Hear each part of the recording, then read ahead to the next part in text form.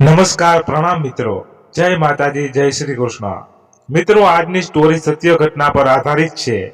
અહીં જે ઘટનાનું વર્ણન છે તે સાંભળતા કદાચ આંખ શરમથી ઝૂકી જશે એવા શબ્દો પ્રયોગ મારે કરવા પડ્યા છે. કદાચ સાંભળનાર આ સ્ટોરીને વિકૃતિનું આલેખન પણ માની બેસે, પરંતુ આ સ્ટોરીને પ્રમાણિક રહેવા મારે ના છૂટકે નિમ્ન પ્રકારના શબ્દ પ્રયોગ કરવા પડ્યા છે, જે માટે હું અગાઉથી જ સાંભળનાર સમક્ષ માફી ચાહું છું. શહાદત હસન મટોના શબ્દોમાં કહું તો, હું કોણ? આ અસભ્ય સમાજને વાઘા પહેરવા વાળો જે પહેલાથી નગ્ન છે. આ સ્ટોરીના કેન્દ્રમાં જે વ્યક્તિ છે, અથવા કહું કે જે આ સ્ટોરીનું આધાર બિંદુ છે, તે આજે હયાત નથી. એડ્સની બીમારી સામે લાંબો સમય ઝઝૂમી તેણીએ હાલમાં જ આ ફાની દુનિયાને અલવિદા કહી. નવેમ્બર માસ ચાલી રહ્યો હતો. ઓછી ઠંડીની પણ શરૂઆત થઈ ચૂકી હતી. સવારનું ફિલ્ડ વર્ક અને બપોરનું લંચ પતાવી બરાબર 3 વાગ્યે હું મારી ઓફિસમાં દાખલ થયો. મારી રોજની ટેવ પ્રમાણે પ્રથમ કમ્પ્યુટર સ્ટાર્ટ કરી મારા મેલ ચેક કર્યા. અડધા કલાક સુધીમાં તો મારા સાથી કર્મચારીઓ પણ આવી પહોંચ્યા. રોજના દિવસે જેવો દિવસ હતો. કોઈ ખાસ ઘટના ભુજ શહેર કે સમગ્ર કચ્છ જિલ્લામાં હજુ સુધી ઘટવા પામી ન હતી.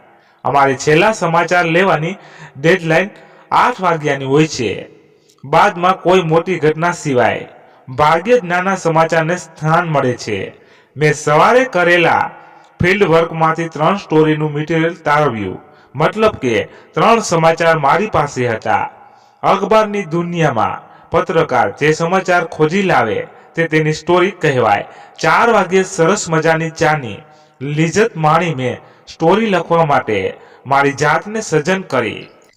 હજુ હું સમાચાર લખવાની શરૂઆત કરું ત્યારે જ મારો સેલફોન રણક્યો. મારા મિત્ર હસમુખભાઈનો કોલ હતો. મારે એડ્સ પેશન્ટ અંગે આગામી 1 ડિસેમ્બરના વર્લ્ડ એડ્સ ડે પર સ્ટોરી કરવી હતી. હસમુખભાઈ ઘણી બધી એનજીઓ સાથે જોડાયેલા હતા, માટે સ્ટોરી લાયક એડ્સ પેશન્ટ ખોજવા મેં તેઓને અગાઉથી જ કહી રાખ્યું હતું. એ બાબતે જ હસમુખભાઈએ મને કોલ કરી જાણ કરી કે એક સ્ત્રી છે જેની આપવીતી ખૂબ જ રોચક છે. જો તું એકવાર તેને રૂબરૂ મળી લે તો કદાચ તને તારી સ્ટોરી મળી જાય. મારા માટે તો ભાવતું હતું ને વેદે કહ્યું. જેવો ઘાટ ઘડાયો, મેં તે સ્ત્રીનું સરનામું લીધું અને બીજા દિવસે સવારે 10ના ટકોરે હું તેના ઘરની બહાર ઊભો હતો. ભુજના કેમ્પ એરિયામાં તેનું ઘર હતું. મેં ડોર દબાવી. થોડી વાર બાદ અત્યંત ગોરી અને સુંદર 40 વર્ષની જણાતી એક સ્ત્રીએ બારણું ઉઘાડ્યું. બોલો, તેઓએ અત્યંત ધીમા સ્વરે પૂછ્યું. હસમુખભાઈએ તમને મારા વિશે જણાવ્યું હશે. હું વિજય. ઓહ, તમે જ વિજયભાઈ, પત્રકારને. આવો, અંદર આવો. તેણીએ સાદો કુર્તો સલવાર પહેર્યું હતું. મનમોહક સ્મિત સાથે તેણીએ મને આવકાર આપ્યો. તેનું સ્મિત તેની સુંદરતાને વધુ નિખારી રહ્યું હતું. છતાં પણ તેની ક્રૂસ કાયા તે બીમાર હોવાની ચાડી ખાઈ રહી હતી. તેની આંખો મોટી હતી પણ અંદર બેસી ગઈ હતી. ગાલ પણ સુકાઈ રહ્યા હતા. તેના કાળા પડી ગયેલા હોઠમાં હજુ પણ ક્યાંક ક્યાંક ગુલાબી જાય જણાતી હતી. તેના યુવાનીના દિવસોમાં તેની સુંદરતા કોઈ પણ વિશ્વસુંદરીના તોલે આવે એવી હોવાનું મેં અનુમાન બાંધ્યું. હું તેમની પાછળ પાછળ તેના ઘરમાં પ્રવેશ્યો. સાવ સામાન્ય 2 રૂમવાળું જૂનું મકાન હતું. મને નાની ચેરમાં બેસવાનું કહી તે અંદરના રૂમમાં ગયા. હું મારા સ્વભા વગત મકાનનું નિરીક્ષણ કરી રહ્યો હતો. મકાનની છતમાંથી પોપડા ખરી પડતા લોખંડ દેખાઈ રહ્યું હતું. 2 જૂની ખુરશી, એક નાનું ટીવી અને દિવાલ પર ટીંગાડેલી દેવી દેવતાઓની તસવીરો હતી. એમાં પણ વધુ તો આશાપુરામાંની છબી સિવાય રૂમમાં કોઈ ખાસ વસ્તુ ન હતી. મેં ચેરમાં બેઠક જમાવી. તેઓ અંદરથી પાણી લઈ આવતા જ બોલ્યા. ગઈકાલે જ હસમુખભાઈનો ફોન હતો. તેમણે મને તમારા વિશે જણાવ્યું, પરંતુ તમારે શું કામ છે એ બાબત જણાવી નથી. માત્ર એટલું જ કહ્યું કે તમે પત્રકાર છો. તેના શબ્દોમાં પણ મીઠાશ હતી. ટૂંકમાં તેની સુંદરતામાં કોઈ દોષ હતો નહીં. અને આટલી સુંદર સ્ત્રી એડ્સ જેવી મહામારીનો શિકાર બની એ તો કમનસીબ જ કહેવાય. સંધ્યાબેન, હું જર્નલિસ્ટ છું અને આવનાર વિશ્વ એડ્સ દિવસ નિમિત્ત મારે એક સ્ટોરી કરવી છે. હું આટલું બોલી તેઓના સામે તાકી રહ્યો. એ તો સારી વાત છે. આમ પણ આપણા સમાજમાં એડ્સ વિશે બહુ જ ખોટી અને ભ્રામક વાતો ફેલાઈ રહી છે. HIV પોઝિટિવ વ્યક્તિઓ સામે નોર્મલ લોકોનું બહુ જ ખરાબ બિહેવિયર હોય છે. વળી એડ્સને ચેપી રોગ સમજી લોકો મારા જેવા HIV પોઝિટિવ પેશન્ટથી અંતર રાખે છે. એકવાર આ રોગની ઝપેટમાં આવ્યા બાદ અમારા જેવાઓથી સમાજ વિમુખ થઈ જાય છે. તેણીએ પોતાની સમાજ તિરસ્કૃતિને બાબત હસતા હસતા અને હળવી શૈલીમાં કહી નાખી. બોલો વિજયભાઈ, હું તમારી શું મદદ કરી શકું? સંધ્યાબેન, મારી સ્ટોરીનો વિષય એડ્સ પેશન્ટ કેટલા સંઘર્ષથી જીવે છે એવો છે. માટે મારે તમારા સંઘર્ષ વિશે જાણવું છે, તમારા અતીત વિશે જાણવું છે. કેવી રીતે તમે આ રોગની ઝપેટમાં સપડાયા, બધું જ જાણવું છે. જાણીને શું કરશો? તેણીએ તરત જ વેધક સવાલ પૂછ્યો. તમારા સંઘર્ષની પ્રેરણાત્મક વાતને લોકો સુધી પહોંચાડીશ. જુઓ વિજયભાઈ, તમે મારા વિશે શું સાંભળી કે શું વિચારી આવ્યા છો એ હું નથી જાણતી, પણ એટલું જરૂર કહીશ કે તમને જે મારો સંઘર્ષ દેખાઈ રહ્યું છે એ મારા કર્મના ફળ છે. આટલું બોલતા જ તેના ભવા સંકોચાયા અને મટકું પણ માર્યા વગર મારી આંખોમાં તેઓ નિરખી રહ્યા. સંધ્યાબેન, તમે ઈશ્વરના ન્યાયને સ્વીકારી લીધો છે એ મોટી વાત છે. બાકી લોકો તો પોતાના દુઃખ માટે ઈશ્વરને જ કોંચતા હોય છે. હવે મારા દુઃખના રોદડા રડું કે ના રડું શું ફરક પડે છે? મને પણ ખબર છે મારી પાસે જીવવા વધારે સમય નથી, પણ જેટલો છે તે સમયને રડવામાં વેડફવો નથી. બસ સંધ્યાબેન, તમારી આવી જ વાતો અન્ય લોકો માટે પ્રેરણા સ્ત્રોત રહેશે. મારી સ્ટોરીને લઈ હું થોડો આશ્ચર્ય થયો. વિજયભાઈ, મારા અતીત વિશે તમને કહેવામાં મને કોઈ જ પ્રોબ્લેમ નથી, પણ હું ઈચ્છતી નથી કે મારી વાતને તમે ન્યૂઝપેપરમાં માધ્યમથી લોકો સુધી પહોંચાડો. તેણીએ થોડા પણ અચકાટ વગર મને તેના મનની વાત કહી નાખી. સંધ્યાબેન, પેપરમાં પોતાનું નામ કે પોતાના વિશે કંઈ પણ છપાવવા લોકો અમારી પાસે રીતસર કરગરતા હોય છે. તમને હું સામે ચાલીને પબ્લિસિટી આપવા આવ્યો છું અને તમે મને મનાઈ કરો છો મારે શું કરવી પબ્લિસિટીને. પણ એ વાત ચોક્કસ કે પેપરમાં મારા વિશે જો છપાશે તો અહીં હું શાંતિથી જીવી રહીશું એ પણ મારા માટે દુષ્કર બની જશે. હું કંઈ સમજ્યો નહીં. તમે શું માનો છો કે આ સોસાયટીમાં લોકોને જાણશે કે હું HIV પોઝિટિવ છું? હું માત્ર આશ્ચર્ય ભાવે તેઓને તાકી રહ્યો. મારી હકીકત લોકોને જાણ થાય તો એક દિવસ પણ હું આ ભાડાના મકાનમાં ના રહી શકું, જે બહુ તકલીફ બાદ હસમુખભાઈએ મને અપાવ્યું છે. તેની વાતનો અહેસાસ મને થઈ રહ્યો હતો. સંધ્યાબેન, તમારો એવો શું વાંક કે સમાજથી તમારે ડરી ડરીને જીવવું પડે? મેં તમને પહેલા જ કહ્યું ને, આ સમાજ આજે પણ એડ્સ ગ્રસ્ત દર્દીઓને નથી અપનાવતો. અને તમારો પરિવાર, મેં જાણવાની ઉત્સુકતા દર્શાવી. પરિવાર તો દૂર, પણ કોઈ જેવું સ્વજન પણ નથી રહ્યું કે જેઓની સાથે હું વાતો કરી શકું. બધા મારાઓ એ મને તરસોડી દીધી છે. સાચે સંધ્યાબેન, તમારી સાથે નસીબ બહુ જ ખરાબ રમત રમી ગયું. મારાથી ઊંડો નિશાસો નખાઈ ગયો, પણ મને કોઈ જ અફસોસ નથી. મેં તમને કહ્યું હતું કે બધા જ કર્મોના ફળ છે, જે મારે મને કમને સ્વીકારવા જ રહ્યા. સંધ્યાબેન, એવા તો તમે ક્યાં કર્મો કર્યા છે જેની સજા તમને મળી રહી છે? મારી વાત પેપરમાં છપાય, જાહેર થાય એ હું નથી ઈચ્છતી. તો પછી મારા વિશે જાણવામાં તમને શું રસ છે? વધુ તો કંઈ તો કંઈ નહીં બેન, પણ પત્રકારનું મન એવું થઈ ગયું હોય છે કે હંમેશા બધું જ જાણી લેવાની લાલસા રહેતી હોય છે, અને તમે તમારા દુઃખનો હસતા હસતા સ્વીકાર કરો છો અને તમારી આ પરિસ્થિતિ માટે ખુદને જ દોષ આપો છો. તો મનમાં પ્રશ્નો પણ સર્જાય કે તમે કેવા કર્મો કર્યા કે આજે તમારા પરિવાર સમાજથી તિરસ્કૃત થઈ તમારે ડરી ડરી જીવવું પડે છે. આ બધી બાબતો મેં નાના બાળકોનું શોષણ કર્યું છે. મારી ચાલુ વાત કાપતા તેને અચાનક જ ધડાકો કર્યો. શું બોલ્યા તમે? હું થોથવાઈ રહ્યો. મેં નાના બાળકોનું શોષણ કર્યું છે. એકદમ ઠંડા સ્વરે તેઓ ફરી બોલ્યા. શોષણ કેવું શોષણ? મારી આંખો પહોળી બની ગઈ.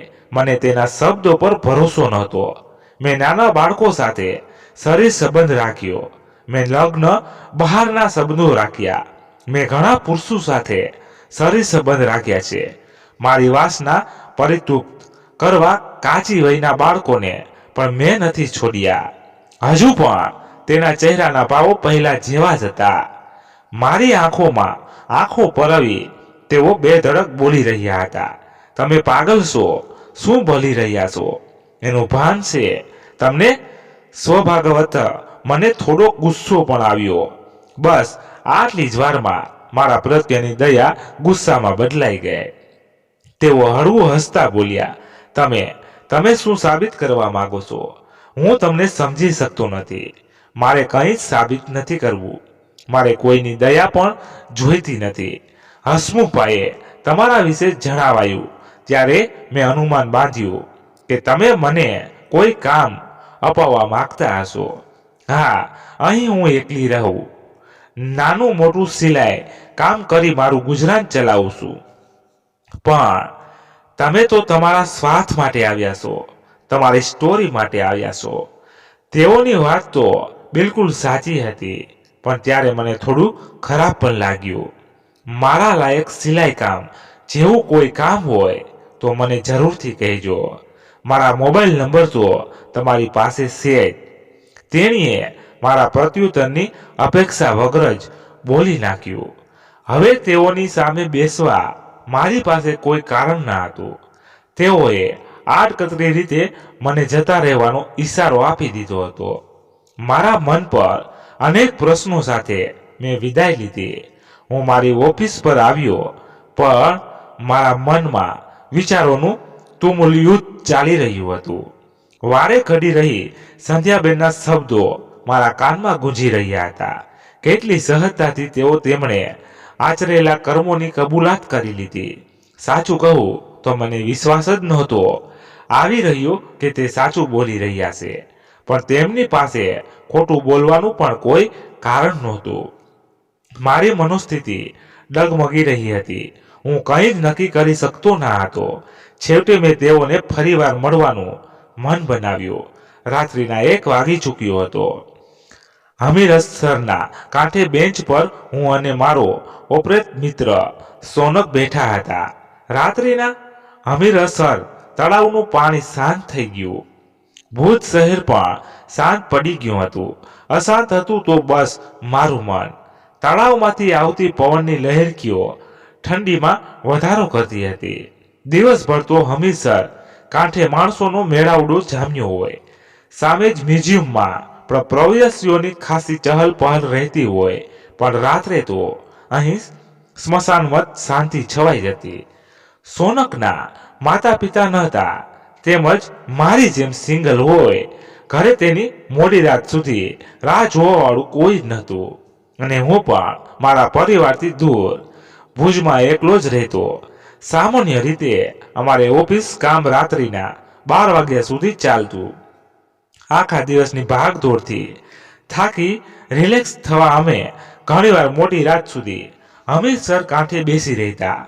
શું વાત છે વિજયભાઈ, આજે તમે ઓફિસ આવ્યા ત્યારથી બહુ શાંત લાગો છો. કોઈ સાથે વધુ વાતો પણ તમે નથી કરી. કઈ ટેન્શન છે? સોનકે ભોળા ભાવે પૂછ્યું. સોનક મારી જ ઉંમરનો પણ મારાથી નીચેની પોસ્ટ પર હોય. માન ખાતર મને વિજયભાઈ કહી સંબોધતો. ના, એવી કોઈ ખાસ વાત નથી. મેં ઉડાઉ જવાબ આપ્યો. સરનો ફોન હતો. કોઈ સમાચાર બાબતે ઠપકો પડ્યો છે? તે ગંભીર મુદ્રામાં મારી સામે જોઈ રહ્યો. ના અલિયા, તું પણ તારા મનમાં કેવા કેવા વિચારો લઈ આવે છે. હું બનાવટી ગુસ્સે થતા બોલ્યો. તો આજે તમારો મૂડ કેમ ઓફ છે? મેં તેની વાતનો કંઈ જ જવાબ ના આપ્યો. થોડી વાર સુધી હું કે તે બંને કશું જ બોલ્યા નહીં. સોનક, એક વાત કહું? હું મૌન ભંગ કરતા બોલ્યો. હા કહો ને. તે મારી સામે જોઈ રહ્યો. ચાલને જવા દે. વાતમાં કઈ દમ નથી. મને સોનક સાથે વાત શેર કરવી યોગ્ય ના જણાય. વિજયભાઈ, બોલો ને યાર, શું ટેન્શન છે? મારાથી થશે એ મદદ કરીશ. સોનકનો ચહેરો એકદમ ભોળો, અને તે કોઈ બાબત રિક્વેસ્ટ કરે ત્યારે તો બિચારો જ લાગે. છેવટે મેં મનની વાત હોઠ પર લાવી.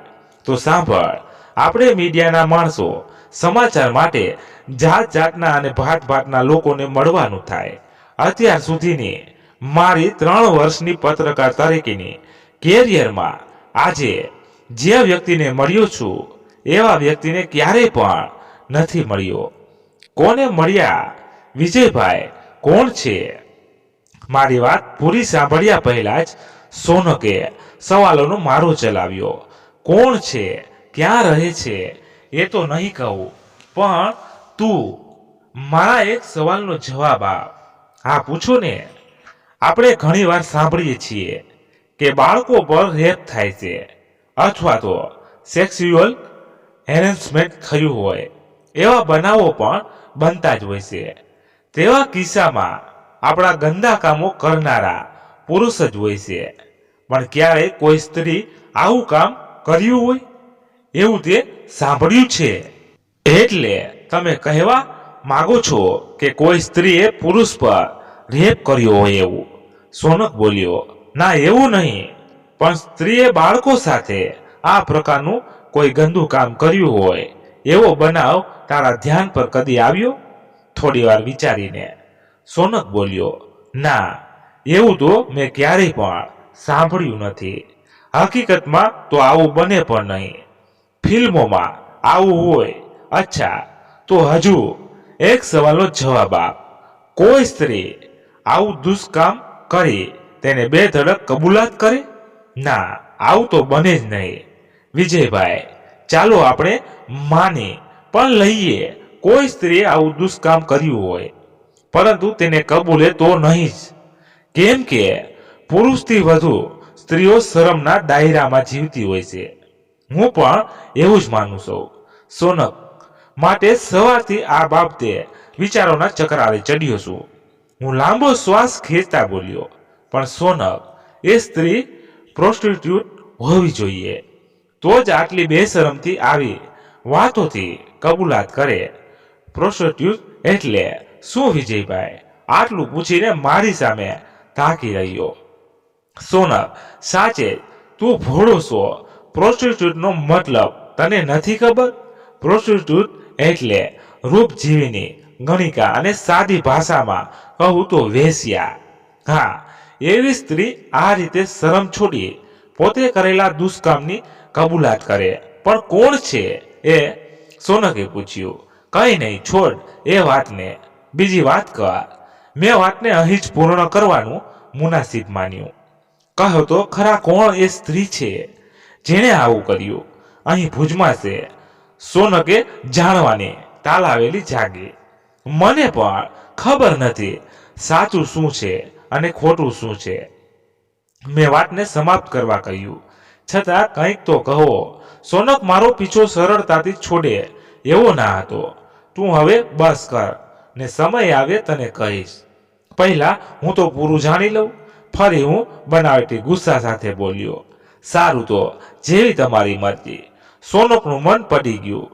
ત્યારબાદ થોડી આડાઅવળી વાતો કરી અમે બંને છૂટા પડ્યા. બીજા દિવસે શનિવાર હતો. મારા વીક ઓફ હોય. હું મોડે સુધી સૂતો રહ્યો. સવારે 10 વાગે ઉઠી હું મારી સોસાયટી શિવકૃપા નગરમાં ગેટ પાસેની ચાની હોટલ પર ચા પી રહ્યો હતો. સવારમાં મારું મન ફ્રેશ હતું. ગત રોજના વિચારોએ હજુ મારા મન પર કબજો લીધો ન હતો. હું રોજ સવારે જે હોટલ પર ચા પીવા જતો તે હોટલની એકદમ નજીક પ્રાઇમરી સ્કૂલ હતી. તે દિવસે પણ હું ચા પી રહ્યો હતો ત્યારે મારું ધ્યાન અનાયસે સ્કૂલના બાળકો પર ગયું અને ફરી ગઈકાલનો બનાવ મારા મન પર તાજો થયો. મારા મન પર બહુ જ ખરાબ વિચારો આવી રહ્યા હતા. મારી નજર સામે સંધ્યાબેનનો ચહેરો તરવરતો અને તેના શબ્દો ફરી ફરીને મારા કાનમાં ગૂંજતા હતા. મેં બાળકો સાથે મારી વાસના સંતોષી છે. શું ખરેખર આવું બની શકે? શું તે સાચું બોલતા હશે? શું કોઈ સ્ત્રીની કામ વાસના એટલી પ્રબળ હોય કે બાળકો સાથે તેને શરીર સંબંધ બાંધવો પડે? ભલે પછી તે વેશ્યા જ કેમ ના હોય.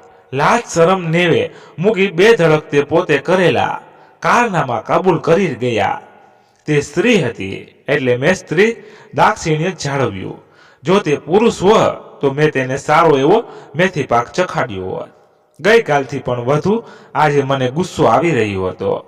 હું નાહક જ આટલો વિચારી કરી મારો મૂડ ખરાબ કરી રહ્યો હતો.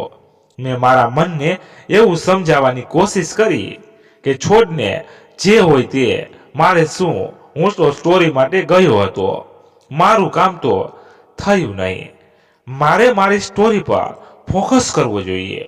દિવાળીની રજાઓમાંથી આવ્યા બાદ મેં હજુ સુધી બેસ્ટ કહી શકાય એવી સ્ટોરી મારા સરને આપી ના હતી. સંધ્યાબેન નહીં તો બીજું કોઈ ખોજી લઈશ અથવા તો આ આઈડિયા જ પડતો મૂકી કોઈ પોલિટિકલ સ્ટોરી કરું જેમાં મારી હથોડી છે. એડ્સના દર્દીની સ્ટોરી જેવી ઓફ બીટ સ્ટોરીમાં શું રાખ્યું છે? પણ મારું પત્રકાર મન મને એમ જ થોડું છોડવાનું હતું. સ્ટોરી માટે નહીં તો પણ તેમના વિશે જાણવા મારું મન બળવતર બન્યું. આખરે મેં સંધ્યાબેનને ફરી મળવાનો નિર્ણય કરતા તેમને કોલ જોડ્યો. હેલો. સામા શેરીથી ધીમો પણ મધુર અવાજ આવ્યો. હેલો સંધ્યાબેન, હું વિજય ગઈકાલે તમને મળ્યો હતો ને? હા વિજયભાઈ બોલો, ફરી શું કામ પડ્યું? હવે તેનો અવાજ થોડો રૂક્ષ થયો. સંધ્યાબેન, મારે તમને મળવું છે. ઔપચારિક વાતો ના કરતા મેં સીધું જ પૂછ્યું. વિજયભાઈ, તમે નાહક તમારો સમય વેડફો છો. મને શા માટે ડિસ્ટર્બ કરો છો? તમારી સ્ટોરી માટે હું કંઈ જ મદદ નહીં કરી શકું. તેના અવાજમાં સ્પષ્ટ નારાજગી વર્તાય. નહીં સંધ્યાબેન, તમે ખોટું સમજો છો. મેં સ્ટોરી માટેનો આઈડિયા જ ડ્રોપ કરી દીધો છે. મારે તમારા પર સ્ટોરી નથી બનાવવી. તો પછી મને શા માટે મળવું છે? સંધ્યાબેન, ગઈકાલે તમને મળ્યા બાદ તમારા વિચારોએ મારા મન પર કબજો જમાવી દીધો છે.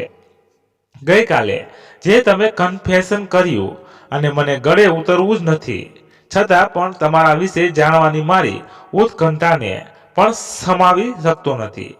વિજયભાઈ, તમે તમારી સ્ટોરી માટે મને ફોસલાવવાની કોશિશ કરો છો. આવા નાટક કરો છો. આ નાટક નથી. સંધ્યાબેન, સાચું કહું તો મેં મારી પૂરી લાઈફમાં તમારા જેવી વ્યક્તિ જોઈ નથી. તેથી તમારી આપવીતી જાણવા હું ઉત્સુક બન્યો છું. પણ તમને મારી આપવીતી જાણી શું ફાયદો થવાનો છે? કંઈ જ ફાયદો થવાનો નથી. અને તમારા પ્રત્યે મને કોઈ પ્રકારની દયા કે લાગણી પણ નથી. ઉલટાનો આજે મને તમારા પર વધુ ગુસ્સો આવતો હતો. જે મારા મનમાં હતું એ હું બોલી ગયો. થોડી વાર તેઓ કંઈ જ બોલ્યા નહીં. કદાચ મારા શબ્દોની તેના પર ઘેરી અસર થઈ હતી. સારું, તો બપોરે 2 વાગ્યે તમે ફ્રી હશો? હા જરૂર. તો 2 વાગ્યે ઘરે આવી જાઓ. આટલું કહી તેને ફોન કાપ્યો. મેં કાંડા ઘડિયાળમાં જોયું તો 11:15 વાગ્યા હતા. મારા મોં પર વિજય સ્મિત લહેરાયું, પણ પેટમાં ઉંદર પણ દોડી રહ્યા હતા.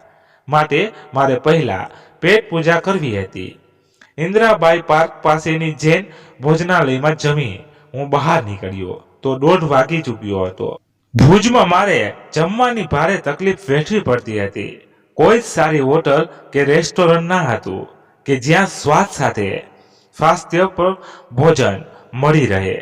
જૈન ભોજનાલયમાં પણ સ્વાદ માટે નહીં, પરંતુ મારું સ્વાસ્થ્ય જળવાઈ રહે માટે જમવા જતો હતો. બાકી ત્યાંનું લસણ કાંદા વગરનું ભોજન મને સાવ જ ફીકું જ લાગતું હતું, પણ તે સ્વાસ્થ્ય માટે સારું હતું. સંધ્યાબેનને મળવાની અધીરાઈ સાથે મેં મારી બાઇક કેમ્પ એરિયા તરફ વાળી અને 5 જ મિનિટમાં તો હું સંધ્યાબેન સામે તેના ઘરમાં બેઠો હતો. સમયથી વહેલા જ આવી ગયા તમે, વિજયભાઈ. આજે તેણે આશા ગુલાબી રંગની સાડી પહેરી હતી. કદાચ બહાર ગયા હશે માટે. હા, બસ ફ્રી હતો તો આવી પહોંચ્યો. હું મારી અધીરાઈ પર કાબુ રાખતા બોલ્યો. તમે ઓફિસ પર રજા રાખી છે. મારી અધીરાઈને તેણે માપી લીધી. નહીં, પણ આજે મારો વીક ઓફ છે. મેં સ્મિત સાથે જવાબ આપ્યો. સારું, તો પૂછો, શું જાણવું છે તમારે? તે બોલ્યા. સંધ્યાબેન, તમને ખરાબ નહીં લાગે ને? મેં શરૂઆત કરી. ના, જો એવું હોય તો મેં તમને ફરી મળવાની જ મનાઈ કરી હોત. તમારે જે પૂછવું હોય તે બેધડક પૂછો, પણ મને એક વચન આપો કે મારા જીવતા મારી હકીકત તમે ક્યારે પણ લોકો સામે નહીં લાવો. સંધ્યાબેન, તમારો ડર વાજબી છે. તમે શું માનો છો કે હું તમારી વાત એટલી સરળતાથી મારા અખબારમાં છાપી શકું? અમારે કંઈ પણ સ્ટોરી છાપતા પહેલા તેનું પ્રૂફ અમારા એડિટર સાહેબને આપવું પડે.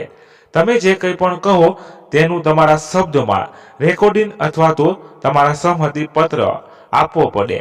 પછી જ હું મારી સ્ટોરી પેપરમાં પબ્લિશ કરી શકું. તમે નિશ્ચિત રહો, હું વચન આપું છું કે હું તમારી વાતને મારા સીમિત જ રાખીશ. મને તમારા શબ્દો પર વિશ્વાસ આવે છે, વિજયભાઈ. હા, જ્યારે હું આ દુનિયામાં નહીં રહું ત્યારે મારી વાત બીજા સમક્ષ મૂકવા હું તમને છૂટ આપું છું. હવે પૂછો, જે પૂછવું હોય તે. તે સ્વસ્થતા કેળવતા બોલ્યા. સંધ્યાબેન, તમારી સાથે એવું તો શું બન્યું કે તમે દેહ વેપારના ગંદા વ્યવસાયમાં આવ્યા અને તમારે મારી વાતને અધવચ્ચેથી જ કાપતા? તે બોલ્યા. વિજયભાઈ, તમે ખોટું માનો છો. હું પ્રોફેસર નથી, કોઈ વેશ્યા નથી. હે, શું કહો છો તમે? મેં ધાર્યું હતું કે તમે તો પછી તમે આ બધું.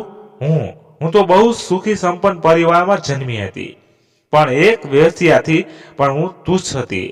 વેશ્યા તો મજબૂરીમાં કે પૈસા રડવા પોતાના દેહનો વેપાર કરતી હોય છે, જ્યારે હું તો મારી વાસના સંતોષવા દેહની ભૂખ મિટાવવા પુરુષો સાથે શરીર સંબંધ રાખતી હતી. અને દિવસે દિવસે હું વાસનાની આગ સંતોષવા નવા નવા શિકાર શોધતી. અનેક સાથે શારીરિક સંબંધને પરિણામ હું HIV પોઝિટિવ બની. સંધ્યાબેન, સમાજમાં ઘણી ચારિત્રહીન સ્ત્રીઓ હોય છે, પણ આટલી હદે મારા માનવામાં હજુ પણ નથી આવતું. વિજયભાઈ, મને ખબર નથી હું કેટલું જીવીશ, પણ મને એ ખબર છે કે હું બહુ જલ્દી હું દુનિયા છોડી જવાની છું. અને કહે છે ને, મરતો માણસ ખોટું નથી બોલતો. હું તો મારું મોત ભાળી જ ગઈ છું. માટે આજે હું તમને બધું જ કહીશ, કોઈ જાતની શરમ રાખ્યા વગર કહીશ. પછી તમે જ નિર્ણય કરજો કે હું કેટલી દોષી છું. બેન, એ નિર્ણય કરાવવા વાળો હું કોણ? હું કોઈને કેવી રીતે ક્રિટિસાઇઝ કરી શકું છું? કોઈ પોતાના વિચારોનો ગુલામ હોય છે. મારા દ્રષ્ટિકોણથી જે વસ્તુ ખરાબ હોય એ બની શકે તમને સાચી અને સારી જણાતી હોય, પણ એ ચોક્કસ કે તમે તમારી કામ વાસના પુરુષો સુધી જ મર્યાદિત રાખી હોય તો કદાચ તમારું સ્નાન મારી નજરમાં નીચું ગયું ના હોય. પણ જેમ તમે કહ્યું કે બાળકો સાથે તમે આ ગંદી હરકતો કરી છે, એ વિચાર માત્રથી મારું લોહી ઉકળી ઉઠે છે. મને બહુ જ ધૃણાસ્પદ લાગે છે. અને સાચું કહું તો મારું મન પણ એમ જ કહે છે કે તમને ઈશ્વર જે સજા આપી તે યોગ્ય છે. તેને ખરાબ લાગશે કે કેમ તેને પરવા કર્યા વગર મારાથી આવેશમાં કડવા વહેણ બોલાઈ ગયા. પણ મેં નોંધ્યું કે મારા કડવા બોલની તેના પર કોઈ જ અસર ના થઈ. એ તો મેં તમને ગઈકાલે જ કહ્યું કે હું મારા કર્મના ફળ ભોગવી રહી છું. આ વાતની પ્રતીતિ પણ મને બહુ પહેલા જ થઈ ચૂકી છે. અને હવે 100 ઉંદર મારી હજ માટે જવું પણ ગયા. હળવા સ્મિત સાથે તે બોલ્યા. છતાં એ જાણવાની ઈચ્છા થાય છે કે કયા સંજોગોમાં તમે આવું કર્મ કરવા તૈયાર થયા? મેં પૂછ્યું. કયા સંજોગો અને કેવા સંજોગો એ તો હું કેમ કહી શકું, પણ મારા મનમાં દિવસ રાત સેક્સની તલબ સવાર રહેતી. હું એક પ્રકારે સેક્સ એડિક્ટ બની ગઈ હતી. હું નોર્મલ ન હતી. મારે મારી આ કુટેવ છોડવા મનોચિકિત્સક પાસે સારવાર લેવી પડી, પણ ત્યાર સુધી તો બહુ મોડું થઈ ગયું હતું. HIV પોઝિટિવ થઈ ગઈ હતી. આ બધાની શરૂઆત ક્યારથી થઈ, કેવી રીતે થઈ, તમે તમારા પરિવારથી ત્રિસ્કુશ બન્યા, મારે એ જાણવું છે. હું બોલ્યો, હું તમને શરૂઆતથી જ કહીશ. તેણે પોતાના ભૂતકાળની વાત શરૂ કરી. મારી બાળવયમાં હું ખુદ મારા નજીકના સગા દ્વારા સેક્સ્યુઅલ એબ્યુઝનો ભોગ બની હતી. ડોક્ટરના કહેવા મુજબ જે રીતે હું સેક્સ મેનિયાક થઈ તે જ પરિસ્થિતિનું રિએક્શન હતું. મારી 12 વર્ષની વયમાં હું શારીરિક શોષણનો ભોગ બની. શું વાત કરો છો? તમે મને આશ્ચર્યના ઝટકા આપી રહ્યા છો. અચંબિત થઈ હું બોલ્યો, તમે પણ શારીરિક શોષણનો ભોગ બનેલા છો. ખરેખર કેવી વિચિત્ર કર્મોના તમને શું દોષ આપવો જ્યારે તમે ખુદ જ પીડિત છો. મને સંધ્યાબેનની વાતો પર ભરોસો આવી રહ્યો હતો, કેમ કે તેઓની આંખોમાં હું સત્યની ઝલક જોઈ રહ્યો હતો. હા, પણ ત્યારે મારા પર રેપ થયો ના હતો. અત્યારે વિચારું છું કે રેપ થયો હોત તો સારું હોત. જો રેપ થયો હોત તો મને કદાચ સેક્સ પરથી અણગમો થયો હોત, પણ ત્યારે તો મારી સાથે માત્ર શારીરિક અડપલા જ થયા હતા, જે મારી કામ વાસના ઉદ્દીપ માટે કારણભૂત બન્યા હતા. સંધ્યાબેનની આ હકીકત સાંભળતા મારા મનમાં તેના પ્રત્યે રહીને દયાની ભાવના ઉઠી.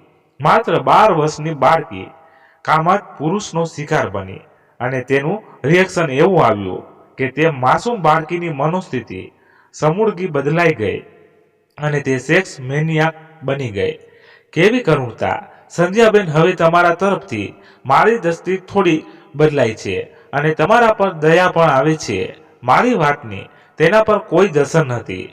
તેઓ તો પહેલાની જેમ જ ભાવશૂન્ય મને તાકી રહ્યા અને તેના અતિરૂપી પુસ્તકના એક પછી એક પન્ના ખોલતા રહ્યા.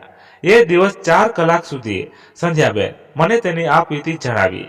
તેની વાતો સાંભળ્યા ના આટલા વર્ષો બાદ પણ હું નક્કી કરી શકતો નથી કે તેઓ દોષી કે નહીં. પણ હા, તેની આપવીતી આ સમાજ માટે લાલબત્તી સમાન છે. મારી સામે જે સ્ત્રી બેઠી હતી એ એક HIV પોઝિટિવ હતી. તેના ભૂતકાળમાં સેક્સ એડિક્ટ હતી અને ખુદ પીડિત પણ હતી. જીવવા માટે તેના પાસે લાંબો સમય ના હતો, છતાં મારી સાથે નોર્મલ બિહેવ કરી રહી હતી, જ્યારે હકીકતમાં એ નોર્મલ તો ક્યારેય પણ હતી જ નહીં. પણ તેનું વ્યક્તિત્વ જાજરમાન હતું. જો તેણે તેના જીવનને યોગ્ય દિશા આપી હોત તો બનાવ જોગ છે કે એવા પદ પર પહોંચી આપણા જેવા સામાન્ય લોકો માટે પ્રેરણા સ્ત્રોત બન્યા હોત. આ હું એટલા માટે કહું છું કે મેં તેના વિચાર, વાણી, વર્તનને આ 4 કલાક નજીકથી જાણ્યા અને સમજવાની કોશિશ કરી. માણસના બુદ્ધિ ચાતુર્ય કે જ્ઞાનથી પણ વધુ તેના કર્મ જ તેની ઓળખ બને છે. તેમ સંધ્યાબેનના કર્મ પણ તેની ઓળખ બન્યા. એક એવી ઓળખ કે જેને સભ્ય સમાજમાં સ્નાન નથી. આ 4 કલાક મારી લાઈફનું એવું રિપોર્ટિંગ હતું, એવી સ્ટોરી હતી જેનો અંત મને ખબર નથી, અને હું સ્ટોરીના પ્લોટમાં પણ કોઈ ફેરફાર કરી શકતો નહીં, કેમ કે તે કોઈકની આત્મકથા હતી. 4 કલાક મારી સાથે સંધ્યાબેને પોતાની પૂરી લાઈફ ડિસ્કસ કરી, અને આ 4 કલાક તેની વાત સાંભળી મને 40 વખત આશ્ચર્યના ઝટકા લાગ્યા. હવે હું સંધ્યાબેનના શબ્દ લખું છું. મારો જન્મ મોરબી શહેરમાં શિક્ષિત અને ગર્ભશ્રીમિત પરિવારમાં થયો. પપ્પા બિઝનેસમેન હતા. ટાઇલ્સનું નાનું કારખાનું ધરાવતા હતા. મમ્મી વર્કિંગ વુમન તરીકે બેંકમાં જોબ કરતા હતા. અમારો પરિવાર આર્થિક રીતે સુખી હોય અને પરિવારમાં હું સૌથી નાની માટે મારું બાળપણ ખૂબ જ લાડથી વીત્યું. મારી બહેન શ્રુતિ, જે મારાથી વયમાં 5 વર્ષ મોટી હતી, અને મમ્મી પપ્પા, આ હતો મારો નાનો અને સુખી પરિવાર. જ્યારે મારી વય 12 વર્ષની હતી ત્યારે અમારી સાથે રહેવા માટે પપ્પાનો કઝિન આવ્યો. તેનો પરિવાર ગામડામાં રહેતો હતો. ઉચ્ચ અભ્યાસ માટે તે અમારા શહેરમાં અમારા ઘરે રહેવા આવ્યો. તે કોલેજમાં અભ્યાસ કરતો હતો. શરૂમાં બધું સામાન્ય હતું. મને તેની જોડે બહુ જ ફાવતું. ક્યારેક ચોકલેટ તો ક્યારેક આઈસ્ક્રીમની મારી ડિમાન્ડ તે હોશે હોશે પૂરી કરતો. તે મને ખૂબ જ વહાલ કરતો, પણ તેના વહાલ પાછળ તેની વાસના છુપાયેલી હતી. વિજયભાઈ, આપણા સૌના બાળપણમાં આપણે કોઈને કોઈથી એટ્રેક્ટ હોઈએ છીએ. એ જ આપણા માટે હીરો હોય છે. તેમ મારા માટે ત્યારે મારા પપ્પાનો કઝિન રાકેશ અંકલ મારો હીરો હતો. મને તેની વાત કરવાની છટા, તેની કપડાં પહેરવાની સેન્સ, તેની સ્ટાઇલ બધું જ આકર્ષતું હતું. મારા માટે રાકેશ અંકલ મારા હીરો હતા, પણ તેના માટે હું તેની દીકરી સ્થાને હોવા છતાં તેના મનમાં કેમ મારા માટે વિકાર સળવળતો એ હું નથી સમજી શકી. પપ્પાને બિઝનેસ અને મમ્મીને ઓફિસ, આમ પૂરો દિવસ ઘરે. હું શ્રુતિ અને વર્ષોથી અમારા ઘરનું તમામ કામ સંભાળતા ગંગા માસી એકલા જ હોઈએ. ક્યારેક કોલેજ ના હોય ત્યારે અમારી સાથે રાકેશ અંકલ પણ હોય, અને તે જ્યારે ઘર પર હોય ત્યારે અમે ખૂબ જ ધમાલ મચાવતા. તેઓ અમને ક્યારેક બહાર ફરવા પણ લઈ જતા. ઘરે પણ રાકેશ અંકલ જ્યારે મને વહાલ કરતા ત્યારે એક યા બીજા વહાને મારા શરીર સાથે અડપલા કરી લેતા, પણ ત્યારે મારી સમજ એટલી વિકસિત ન હતી કે તેના અડપલાઓનો પ્રતિકાર કરું. સામાન્ય છેડછાડ તો રોજ ચાલતી, પણ હદ તો ત્યારે થઈ જ્યારે શ્રુતિ અને ગંગા માસીને અચાનક કોઈ કામ સબબ બહાર જવાનું થયું, અને હું અને રાકેશ અંકલ બંને ઘરમાં એકલા જ હતા. તે દિવસે રાકેશ અંકલ મારી સાથે છેડછાડથી પણ થોડી વધારે છૂટ લીધી, અને એ જ પરિસ્થિતિ મારા જીવનમાં ટર્નિંગ પોઈન્ટ બની. તે મને ફોર્સ લાવી તેના બેડરૂમમાં લઈ ગયા, અને કોઈની વાત ના કરું તો મને રોજ મારી ફેવરિટ આઈસ્ક્રીમ ખવડાવવાનો વાયદો કર્યો. તેને ધીરે ધીરે રહી મારું ફ્રોક ઉપર ઉઠાવ્યું અને મારા સાથળ પર હાથ ફેરવતા રહ્યા. ત્યારે હજુ મને કંઈ અજુગતું ના લાગ્યું, પણ જ્યારે તે મને નિર્વસ્ત કરી મારા ગાલ, મારા હોઠ, મારી અર્ધવિકસિત છાતીને પંપાળવા લાગ્યા, ત્યારે મારી અંદરની એક અલગ પ્રકારની ફિલિંગ ઉઠી, અને મને બહુ જ સારું સારું લાગી રહ્યું હતું. એક જુદા આનંદથી મને અનુભૂતિ થઈ. એક બાળકીમાંથી યુવતી બનાવવાની કદાચ આ મારી શરૂઆત હતી. તે રાત્રે હું આરામથી ઊંઘી ના શકી. એક અજીબ પ્રકારની ખુશી હું અનુભવતી હતી, અને મારા શરીરમાં આ શું પરિવર્તન થઈ રહ્યું છે તે હું સમજી નથી શકતી. એ બનાવ બાદ 3 વાર મારી સાથે રાકેશ અંકલે અડપલા કર્યા.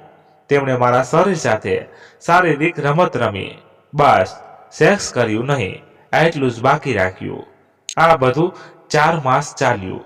આ 4 માસમાં મારા જીવનમાં એક નવા સુખનું આગમન થયું હતું, પણ સંતોષ નહીં.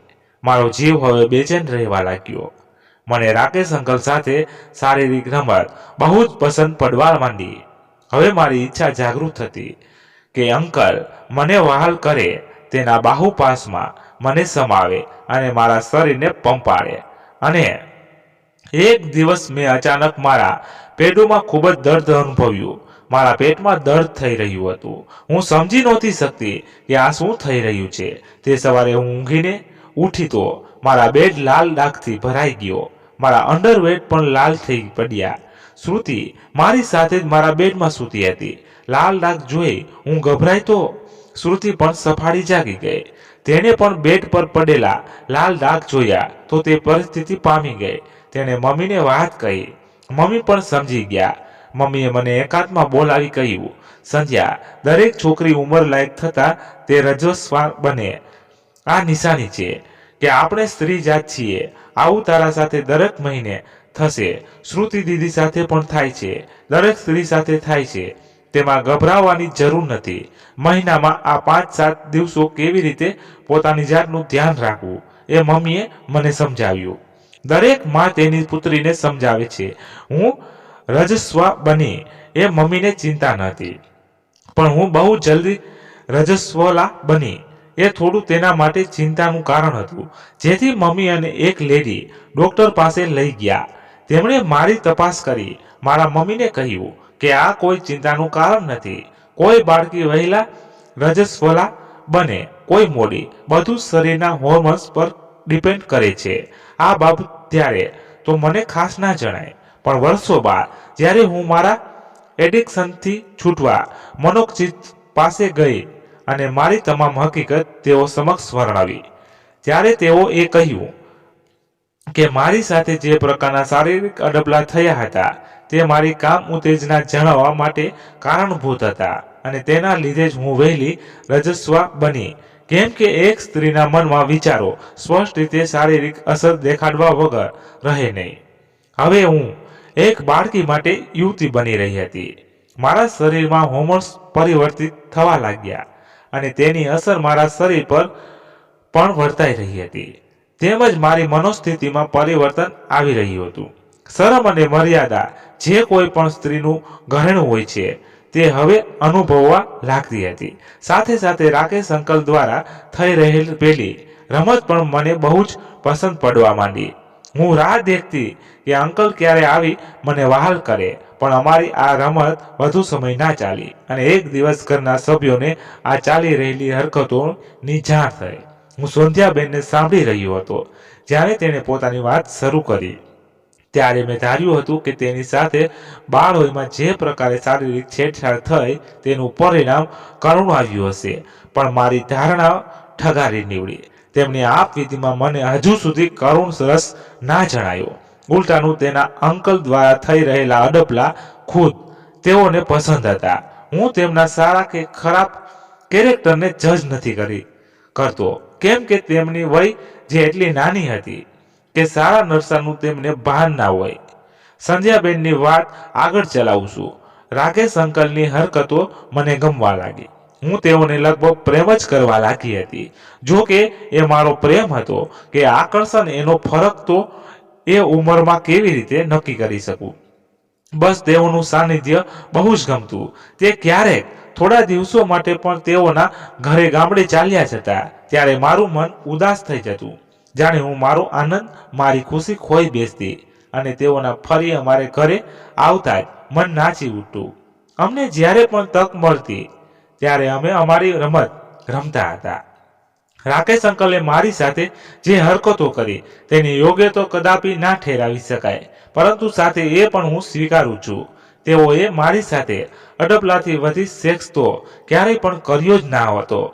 કદાચ તેઓ સમજતા કે સેક્સ માટે હજુ મારું શરીર પરિપક્વ નથી. મને ત્યારે સંતોષ જોઈતો હતો પણ તે મળતો નથી. મારો આનંદ અધૂરો રહેતો અને અનાયાસે ક્યારેક એવી હરકતો પણ કરતી જે અનેક યુવતીઓ કરતી હોય છે. એકાંતમાં આટલું કહી તેઓ થોડી વાર અટકાયા. તેઓ મારી સાથે વાત કરી રહ્યા હતા, પરંતુ તેના મનને હું કરી શકતો ના હતો. તે પોતાના ચહેરાના ભાવો સ્થિર રાખી વાતો જણાતી રહ્યા હતા. ખાસા સમય સુધી તેઓ કશું બોલ્યા નહીં. તો મેં વાત ચલાવી. સંધ્યાબેન, તમારા અને તમારા અંકલ વચ્ચેના સંબંધો કઈ રીતે ઉજાગર થયા અને તમારે તમારા પરિવારનું રિએક્શન શું હતું? મેં પૂછ્યું. હા, એ વાત પણ જણાવું તમને. એક સાંજે રાતનું ભોજન પતાવી અમે બધા ડ્રોઈંગ રૂમમાં બેઠા હતા. રાકેશ અંકલને રાતે જમી બહાર ફરવા જવાની ટેવ હતી અને તેઓ બહાર ગયા. તેના ગયા બાદ જ તરત જ ગંગા માસીએ ખૂબ જ ડરતા મારા મમ્મીને, મને અને રાકેશ અંકલને બપોરે કંઠગી હાલતમાં જોયા એ બાબતની જાણ કરી. તે દિવસે શ્રુતિ સ્કૂલ ગઈ હતી અને મારી તબિયત થોડી નાદુરસ્ત હોય હું ઘરે જ સૂતી હતી ત્યારે અચાનક જ રાકેશ અંકલ કોલેજથી ઘરે આવ્યા હતા. તેઓના આવ્યાની થોડી જ વારમાં ગંગા માસીને પાડોશમાં રહેતા એક બહેન કોઈ કામ માટે બોલાવી ગયા. અંકલ માટે આ તક સારી હતી. તેઓ મારા બેડરૂમમાં આવી મને વહાલ કરવા માંડ્યા, પણ તેને ધાર્યું એથી પણ વહેલા ગંગા માસી આવી ચડ્યા અને અંકલને મારી સાથે વહાલ કરતા જોઈ ગયા.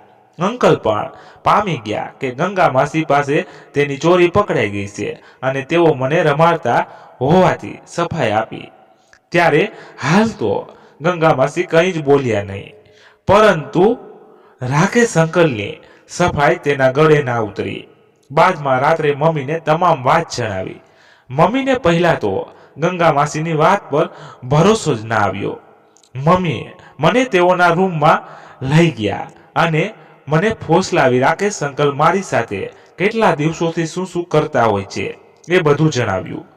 જ્યારે મેં પપ્પાના ડરથી તમામ હકીકત જણાવી ત્યારે મમ્મી તો જડ થઈ ગઈ અને તેઓને ઘેરો આઘાત પહોંચ્યો. તેઓએ શ્રુતિને પણ આ વિશે પૂછ્યું પણ તે અજાણ હતી. બાદમાં પપ્પાને વાત જણાવી તો પપ્પાનો ગુસ્સો સાતમા આસમાને જઈ ચડ્યો. તે રાકેશ અંકલની રાહ જોઈ રહ્યા અને બહારથી અંકલ આવતા જ બહુ મોટો ઝઘડો થયો.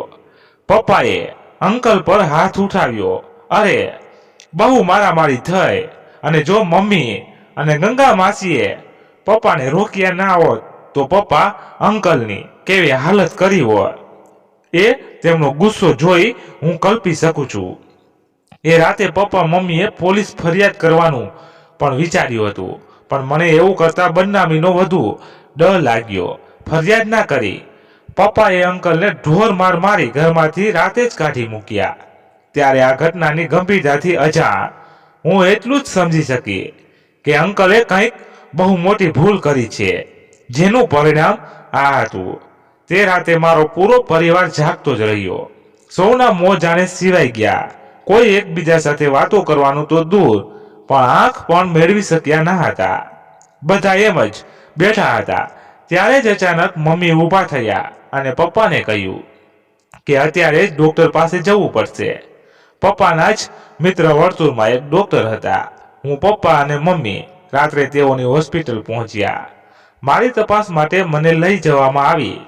મને હજુ પણ મનમાં ગડ નહોતી બેસતી કે આ શું ચાલી રહ્યું છે પણ ઘટનાની ગંભીરતા થોડી સમજાય.